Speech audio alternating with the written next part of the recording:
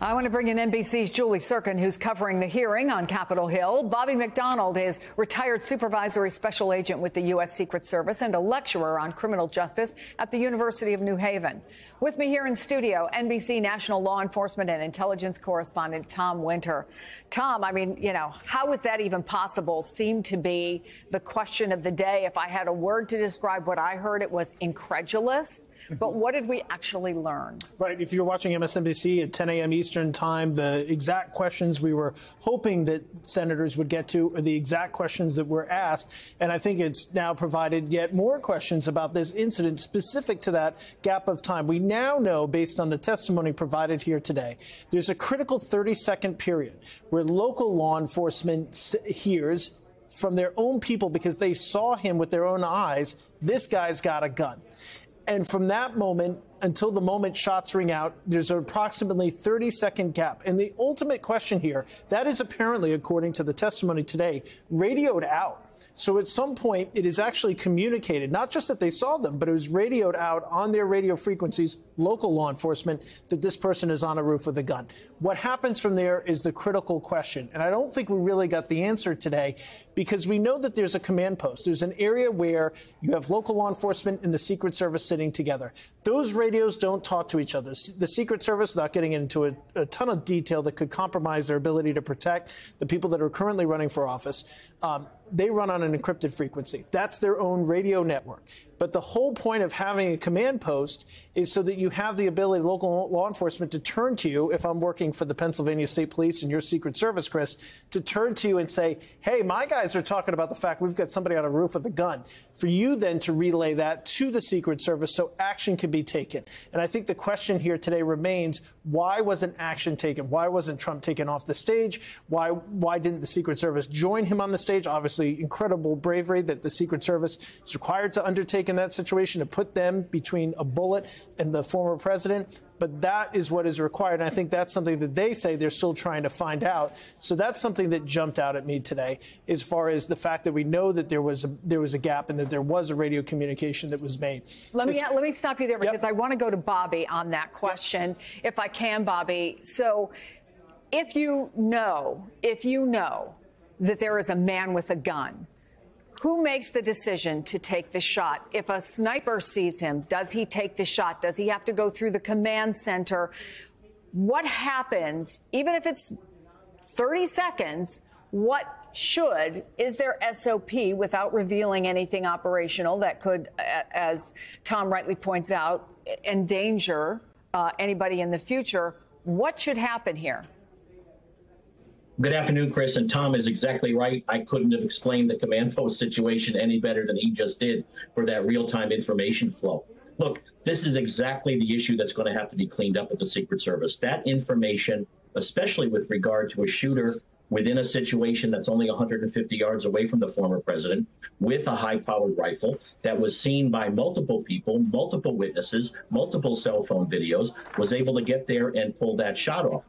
That information through our command post mechanism should have been passed within seconds within that mechanism to various people who needed to know, and then that information passed on to the customer. The customer in this case is the former president's detail that would have hopefully held him off that stage and not put him out there in that line of fire.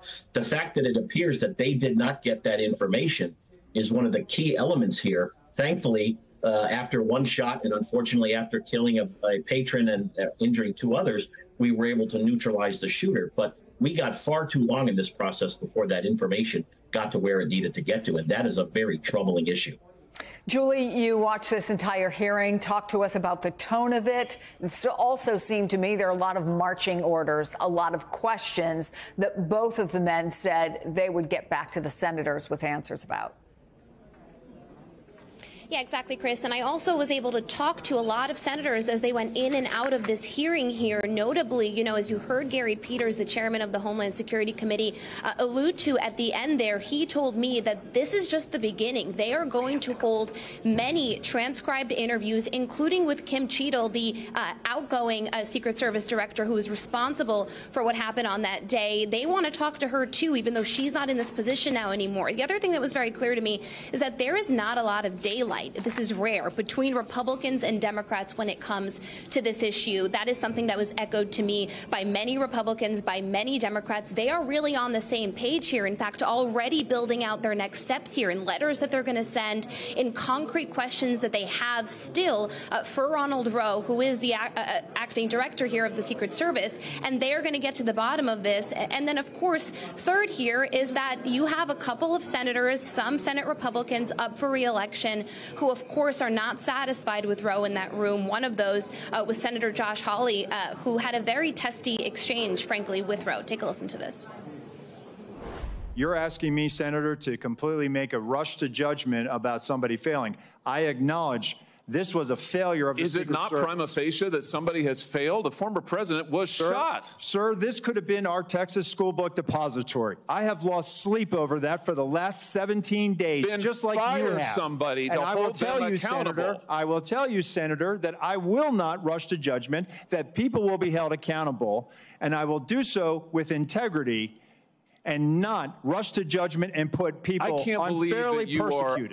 Unfairly persecuted? Unfairly, sir. Who are we have to be able to have a proper investigation into this, Senator. What we heard from Hawley there seemed to me like an outlier from even the other Republicans on the committee. A lot of them have said that at this point, Rowe has taken over. They want him to continue and finish the job. He did come into this hearing with many more details, with many more answers. Of course, more time has passed as well, with pictures, with photo evidence, really trying to show the senators and lawmakers on this panel that they are taking this seriously. He even said in his opening statements, Chris, that he will do a full accounting. He takes full accountability. He is embarrassed for what happened on that day.